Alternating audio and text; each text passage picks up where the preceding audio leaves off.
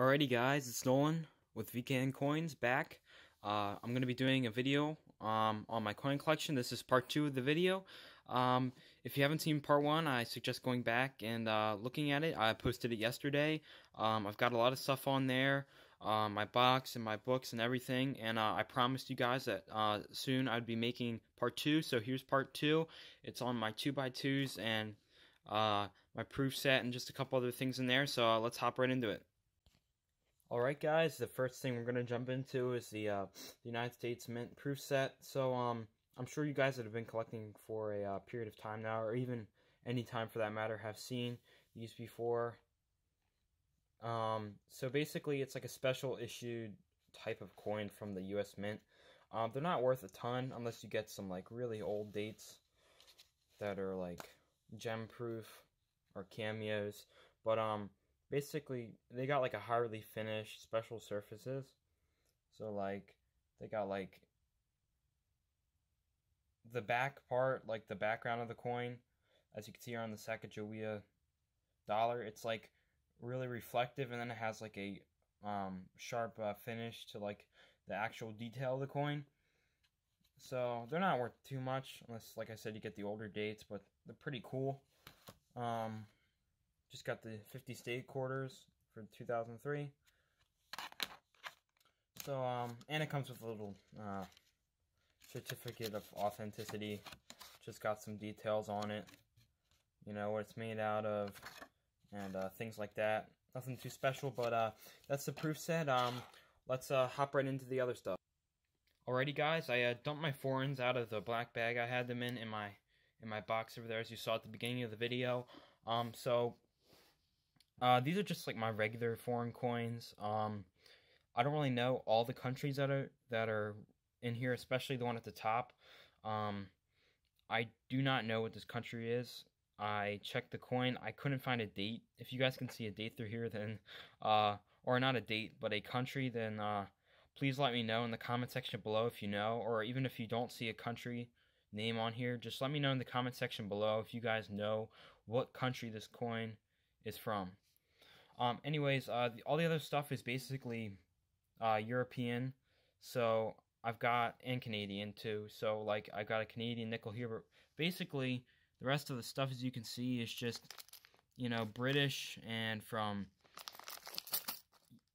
Europe. So as you guys know, there's like the European Union, and they basically have one type of not one type of denomination, but they have like their own type of coin that they can use for like the whole entire European Union, and it's called a Eurocent, and they look like this. This one's a little bit beat up, but they say Eurocent and they got a number on them, and basically those are like a universal coin that they can use all throughout Europe. So I have a ton of those in here, and just some German coins and some British pennies.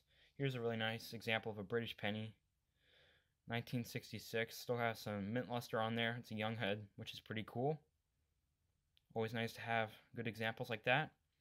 But basically, that's all the foreign that I have. I really don't have much. I'm more of a United States collector. But if I ever find foreigns or I see them for really cheap prices, I always pick them up. They're always cool things to have.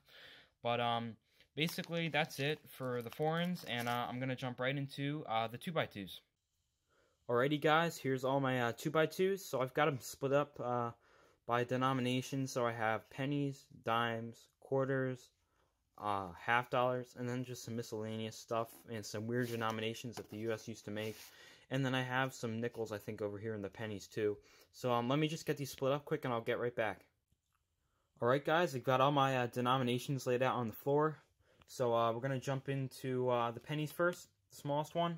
So down here at the bottom, if you can see from the reverse, I have a Flying Eagle cent from 1858. As you can see, this is in very nice condition. I got it for about the price of a circulated Indian head penny, so I was pretty stoked about that.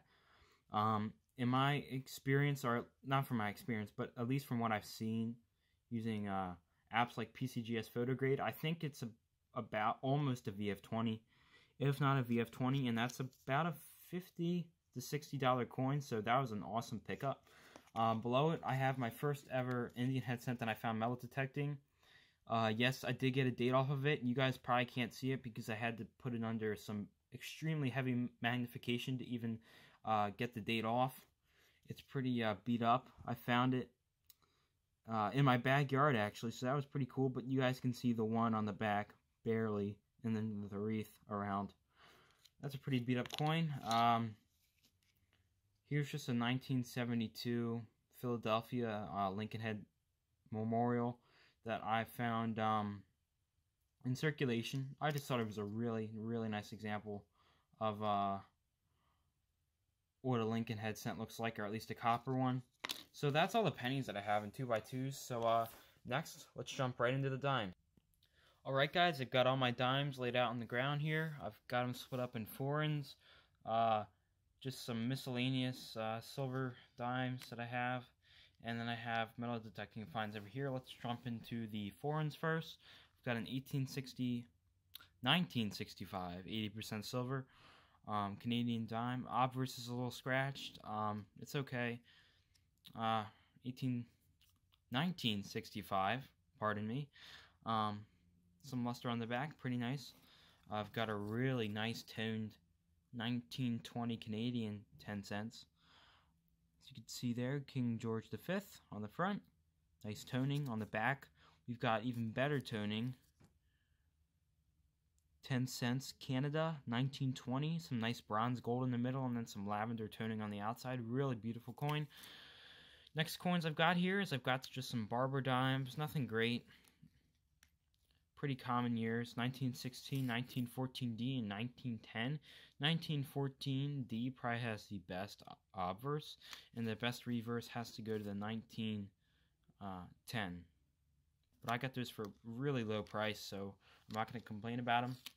And then I've got my metal detecting finds here that I found both in my backyard. A 1918D Mercury dime, probably about a G6. And then we have our best find ever with a metal detector. An 1887 seated dime that's in EF, probably about an EF 40.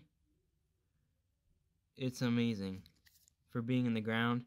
Somebody must have just got it brand new and dropped it very soon after. Beautiful details, definitely an EF without the tarnish. But that's all the dimes I've got, so we're gonna get right into the nickels. Alright guys, let's get into the nickels. So the first one I have here on the top is a 1938D Buffalo nickel. The reason I have it in a 2x2 is because of the condition. It is probably one of my nicer Buffalo nickels, and it has a mint mark, so that's why it's in the case. Next one I've got is one of my finds from before I started my channel this year. A 1955p key semi-key. As you know, they only made 7.8 million, I believe, this year in 1955. Then I have a 1940S. That is in very nice shape. As you can see there, beautiful.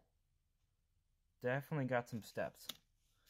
Then here's a V-nickel I found in my backyard, of course. More things I found in my backyard. I actually didn't know about a V-nickel until I found this. And I was like, why is there a pyramid on the back? You know, the first time I saw it, I thought there was a pyramid. But I found out it's a V. So, that was pretty cool. I didn't get all the dirt off, as you could see. Not the greatest soil conditions for copper and nickel. And then I got a Canadian 1929 5 cents.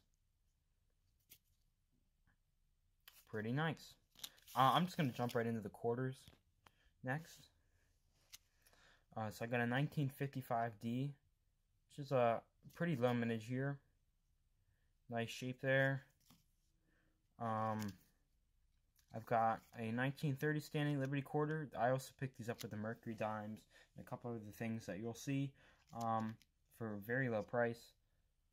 1930 Standing Liberty quarter. These are all plain dates. Probably around G4. Nothing too great, but of course for the price, I couldn't really beat it anywhere else. Then I've got two Barber quarters. 1916D. Not the greatest of shape, but 1914 right here. Back's better. Probably about G4. We'll hop into the half dollars. So on top, I got a 1946 Walking Liberty. Really nice coin here. Nice toning on some parts, some fields. You can see. Got a 1940S. There's the S down there. I've got a 1907 Barber Half D mint mark. Pretty nice, probably about a G4 or G6. And then I've got a 1900 Barber Half, not in as great condition. Maybe G4 at best. Probably about a G4, most likely. Back's a little bit nicer. And I just got a bicentennial. 76 to 76, of course. Nothing too great. I'm going to save the last clip for the special coins over there, so let's get right into it. Alright guys, I've got all the rest of the stuff laid out to show you. I've got some side coins over here I'll show you too. I'll start out with these actually. We have a 1921S almost uncirculated Morgan. Nice condition there.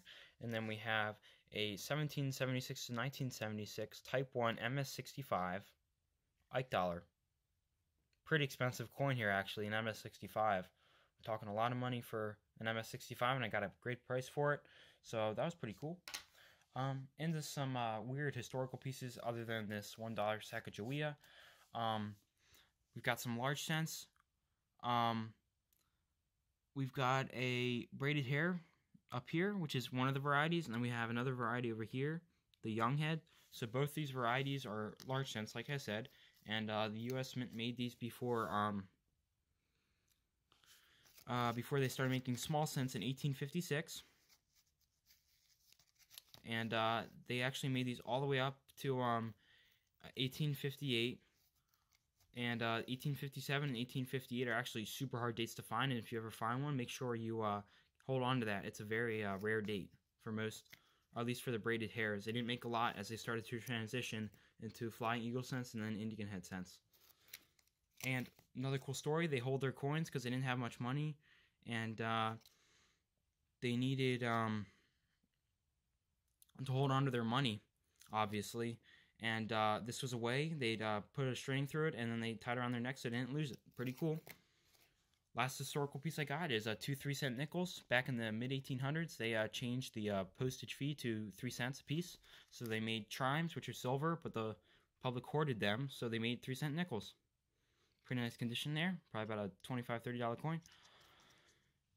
But, yeah, that's all I got to show you guys. If you enjoyed the video, of course, leave a like, comment in the comment section below for any suggestions or tips and support for us. And if you liked everything, make sure you subscribe. We got a lot of stuff coming up. Coin roll hunts, stacking silver, metal detecting, and all sorts of things like that. So if you enjoyed the video, make sure you hit that subscribe button. Anyways, have a great evening.